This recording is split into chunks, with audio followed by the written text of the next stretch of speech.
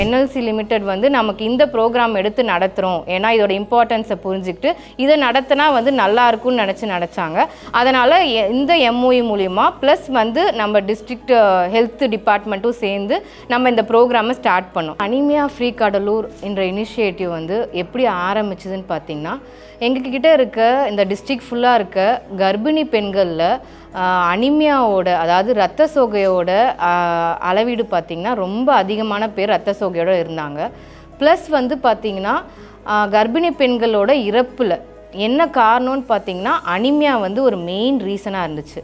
So இப்படி தான் வந்து இந்த ப்ரோக்ராம் வந்து ஃபஸ்ட்டு ஸ்டார்ட் ஆச்சு.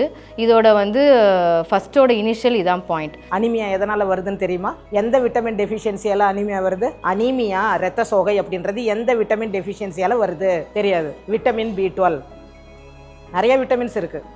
இந்த விட்டமின் B12 எதில் இன்னும் அதிகமாக இருக்குது அப்படின்னா இந்த ரைஸ் பிரான்னு சொல்லுவாங்க இல்லையா, அரிசிக்கு மேலே இருக்கிற அந்த உமி, அதில் தான் வந்து நம்ம வந்து இப்போ வந்து தீட்டப்பட்ட அரிசியை தான் சாப்பிட்டுட்ருக்கோம். சார் சொன்னாங்கல்ல, மெஷினில் கொடுத்து நல்லா தீட்டி நல்லா விளைவிலேர்னு சாப்பிட்றோம்.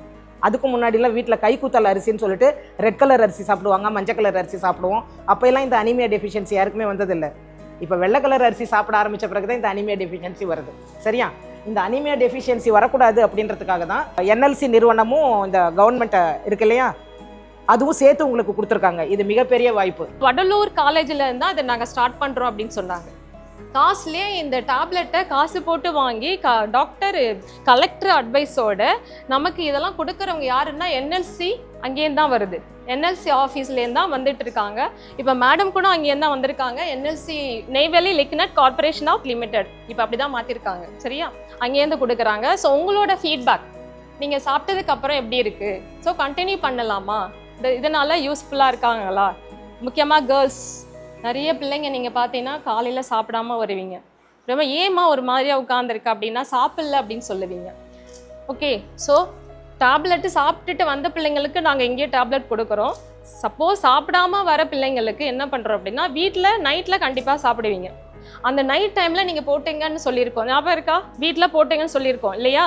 ஓகே, இந்த டேப்லெட்டை கண்டினியூ பண்ணுங்கள். இதற்காக ஸ்பான்சர் பண்ணின மெயினாக வந்து எங்கள் ஸ்கூலை வந்து பர்பஸ்ஃபுல்லாக ஒரு கவர்மெண்ட் ஸ்கூலை வந்து செலக்ட் பண்ணதுக்கு respected district collector and medical team members, மெயினாக வந்து என்எல்சி ஆஃப் இந்தியா வந்து மெயினாக தேங்க்ஃபுல் பண்ணிக்கிறோம். Thank you district collector sir and our NLC also for supporting this programme and also funding us. And also இதை நாங்கள் திரும்பி வந்து கண்டினியூஸாக சப்போர்ட் பண்ணோன்றதை நாங்கள் கேட்டுக்கிறோம்.